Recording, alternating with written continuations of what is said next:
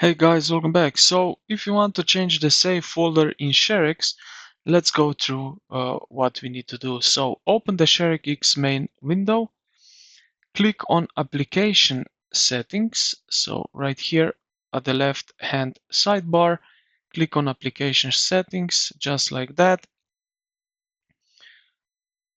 Now we need to find the path right here, and what we need to do next,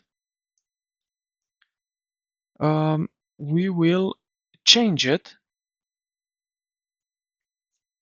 Now what you need to do is basically simple as that, use custom screenshot folder, so check that.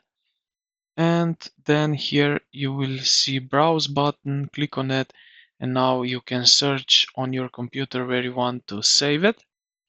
And when you are happy with that, just select the folder and you will have here this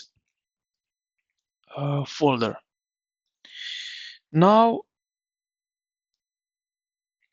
this is basically pretty much about the settings. So what we can do now is you can also use this one, subfolder pattern, if you want Sharex to automatically create folder based on the date.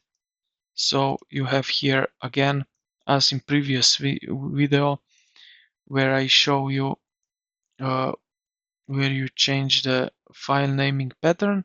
Here is the same.